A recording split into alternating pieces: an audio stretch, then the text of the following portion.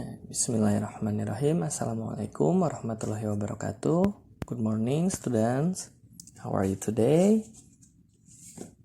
I hope all of you always be fine.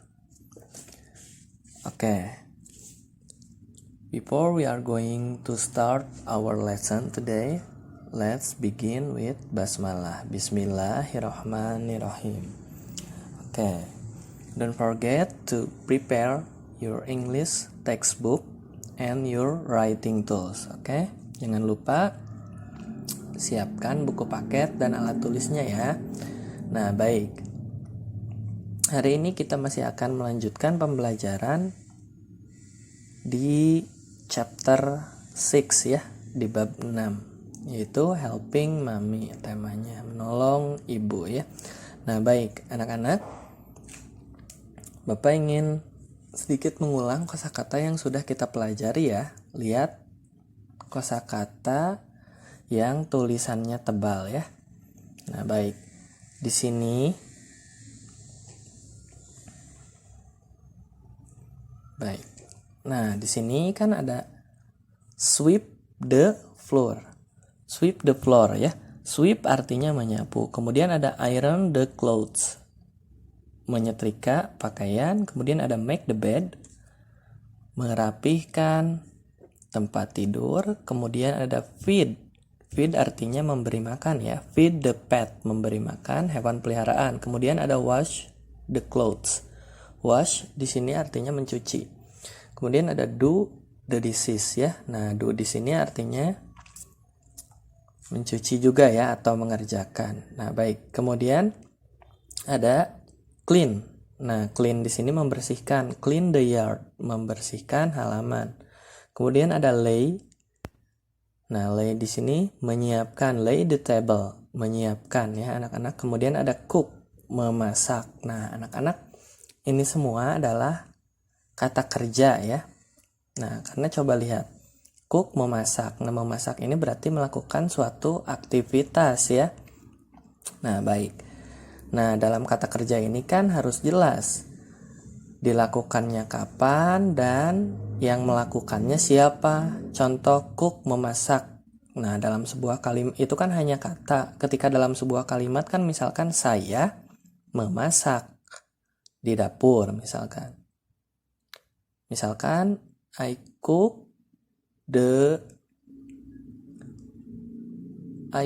fried chicken in the kitchen, misalkan seperti itu ya. Saya memasak ayam goreng di dapur. Itu kan, nah itu yang melakukannya kan jelas ya, saya. Nah, seperti itu kan ya. Atau misalkan my mom cook fried rice in the kitchen. Nah, ibuku memasak nasi goreng di dapur. Nah, seperti itu. Itu jelas ya, ibuku. Orang yang melakukannya, orang yang memasaknya. Nah, seperti itu. Nah, baik anak-anak, hari ini kita insya Allah mungkin akan belajar melengkapi kalimat ya. Nah, namun sebelum itu Bapak ingin jelaskan dulu kata ganti dalam bahasa Inggris ya. Nah, tadi kan seperti yang sudah anak-anak ketahui, mungkin di kelas 1 juga sudah belajar ya. Kalau I artinya saya, kalau we artinya kita. Nah, kalau they artinya mereka. Kalau he artinya dia laki-laki. Kalau she artinya dia perempuan ya. Nah, baik. I, saya, we, kita, he, dia, she, dia perempuan. They artinya mereka. Nah, baik. Sekarang coba lihat ke bawah. Nah, kalau tadi kan langsung seperti ini. Nah, ini misalkan ada ditulis di buku nama. Nah, kalau di buku ada ditulis misalkan nama Tina and his father, artinya kan Tina dan ayahnya. Nah, ketika ada dua orang seperti ini, kita bisa menyebutnya dengan kata they atau mereka. Kata gantinya seperti itu kan ya. Jadi nanti kalau di buku ada kalimat menuliskan dua orang, itu sama artinya seperti they ya. Nah, baik. Kemudian kata ganti orang ketiga tunggal. Nah, kata ganti orang ketiga tunggal ini artinya orang ketiganya satu orang. Tidak lebih dari satu orang ya. Contoh, misalkan di buku ada nama Andri. Andri sedang minum air. Nah, kita bisa menyebut Andri dengan he, kata gantinya he, dia laki-laki. Kemudian misalkan ada Tina. Nah, Tina kan perempuan, kita bisa menyebutnya dengan she. Seperti itu ya. Nah, kecuali kalau Andri and Tina, nah baru kita bisa sebut dengan they. Seperti itu ya, karena dua orang. Nah, kalau Andri saja berarti satu orang disebutnya he karena laki-laki.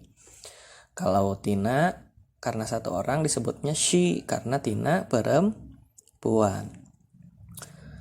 Baik, nah anak-anak ketika membuat kalimat dalam bahasa Inggris itu jika subjek atau orang yang melakukannya berbeda, nah dalam kalimat itu nanti akan ada sedikit tambahan karena yang kita pelajari kan kata kerja. Nah ini kan contoh. Bapak ambil contoh awal misalkan nah ini. Yang pertama ini ada sweep ya, sweep the floor, menyapu lantai. Nah ini kan masih awal ya, belum jelas yang melakukannya siapa. Nah ketika orang yang melakukannya orang ketiga, nah orang ketiga siapa? Nah orang ketiga itu ini nih, misalkan Andri, satu orang ketiga tunggal, atau he, atau Tina, atau she, dia perempuan, itu akan ada tambahan s di belakangnya. Contoh misalkan bisa anak-anak lihat di halaman sebentar. Nah, di halaman bagian C reading 98 ya, 98 lihat. Nana makes the bed. Nah, Nana ini kan kata ganti orang ketiga, lihat. Asalnya make the bed kan di depan, jadi makes the bed di belakangnya. Jadi ada S-nya. Nah, karena kata gantinya orang ketiga. Jika pada pertemuan sebelumnya kan kita sudah belajar, misalkan, nah ini nih, could you sweep? Nah, kalau ini kan sweep the floor, please. Ini kan gak ada perubahan ya. Kata kerjanya, contoh nih seperti ini. Could you feed the pets, please? Bisakah kamu memberi makan hewan peliharaannya? Nah, ini kan tidak berubah. Nah, ketika orang yang melakukan pekerjaannya orang ketiga, itu bisa he atau she atau nama orang, itu akan ada huruf S-nya di belakangnya, ada perubahan. Nah, ini dari do the disease jadi Nana does the disease. Nah, seperti itu ya. Ini kan Nana orang ketiga ya, dia perempuan. Bisa juga kita ganti Nana dengan she. She does the disease. Nah, seperti itu. Kemudian Nana feeds the pets. Nah, kan ada S-nya ya, dari kata feed jadi feeds. Kemudian Nana lays the table. Nah, Nana menyiapkan meja. Kalau tadi di depan kan lay the table ya. Nanti anak-anak bisa cek di bukunya. Nah, ini di halaman 98. Lays the table. Ada huruf S di belakang kata kerjanya ya. Tuh, Nana sweeps the floor. Kemudian Nana irons the clothes. Tuh kan dari kata iron jadi irons ya. Nah, ini berubah seperti ini akan terjadi apabila orang yang melakukan pekerjaannya orang ketiga tunggal. Nah, ini kan yang melakukan pekerjaannya siapa? Nana ya. Nah, jadi kata kerjanya berubah, ada tambahan S di belakangnya ya. Nah, insya Allah bisa dipahami ya. Jadi, kata kerja itu akan berubah apabila orang yang melakukan pekerjaannya adalah orang ketiga. Contohnya misalkan Nana atau nama orang siapapun itu, ketika orang ketiganya satu orang, ini kan Nana ini satu orang ya. Nah, berarti dia akan ada tambahan S di belakang kata kerjanya. Ini Bapak ingatkan lagi ya, ini khusus untuk kata kerja apabila dilakukan oleh orang ketiga tunggal. Orang ketiga tunggal itu siapa? Bisa nama orang atau ini nih yang sudah Bapak tuliskan, kata ganti orang ketiga tunggal. Misalkan ada yang namanya, bisa nama orang Andri atau Tina, he atau she ya. Jadi ingat-ingat dua, he atau she ya, dua dulu saja. Nah, ini ketika orang yang melakukan pekerjaannya he atau she, berarti kata kerjanya ditambah S di belakangnya sedikit ya. Nah, baik, itu. Sekarang kita coba latihan ya. Nah, misalkan kita ambil Contoh kata kerja menyapu. Menyapu bahasa Inggrisnya adalah sweep ya. Sweep artinya menyapu. Nah, saya menyapu lantai. I sweep the floor. Kamu menyapu lantai. I sweep the floor. Mereka menyapu lantai. Nah, ini masih tidak berubah karena bukan kata ganti orang ketiga tunggal ya. They sweep the floor. Mereka menyapu lantai. Nah, Nina and Andy the floor. Nah, kalau ini pakainya sweep atau sweeps? Pakai S di belakangnya. Ini menggunakan sweep. Kenapa? Karena Nina and Aldi itu dua orang, bukan satu orang ya. Kita bisa menyebut Nina dan Aldi itu mereka. Jadi pakainya sweep. Nah, sementara ini kalau ini kan Andri. Nah, kata ganti orang ketiga tunggal. Jadi pakainya jangan ditulis sweep the floor. Seperti ini jangan. Tapi ditambahkan S di belakangnya sweeps tuh. Andri sweeps the floor ya, seperti itu. Kemudian yang bawah juga sama. Nah, Andri itu kan kata gantinya he ya, dia laki-laki, berarti he sweeps the floor. Nah, seperti itu. Yang bawah juga sama. She sweeps the floor. Nah, seperti itu ya. Nah, ingat ya anak-anak, jadi yang ditambah S, akhiran S pada kata kerjanya khusus untuk kata ganti orang ketiga. Nah, apabila orang yang melakukan pekerjaannya orang ketiga, yaitu he dan she, nah kita bisa tambahkan S di akhir kata kerjanya. Insya Allah bisa dipahami ya. Nah, baik. Itu perbedaannya. Jadi khusus he dan she itu ditambah S. Apabila katanya yang lain, misalkan I, you, they, atau Nina and Andri, atau misalkan we, ini, nah we ini artinya kita ya. Ini masih sama, tidak ada akhiran S. We sweep the floor. Nah, seperti itu ya. Kami menyapu lantai. Nah, yang berbeda hanya he dan she aja. Ada tambahan S di belakangnya ya. Atau ketika dia nama orang, satu orang. Nah, ini Andri kan bisa kita sebut dengan he, sama ya. Jadi tambah S di belakang kata kerjanya. Baik. Nah,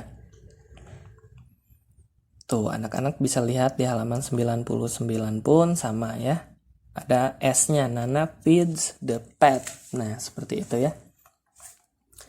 Nah, baik.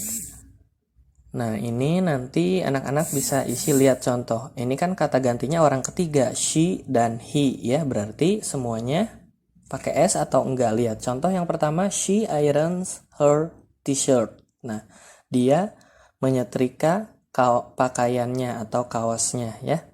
Nah, itu ada S-nya atau tidak, lihat. Nah, dan ini semua adalah kata ganti orang ketiga, she dan he. Berarti pakai S atau enggak kata kerjanya ya. Nah, baik. Nah, Bapak akan tambahkan sedikit mungkin. Nah, ini di chapter review.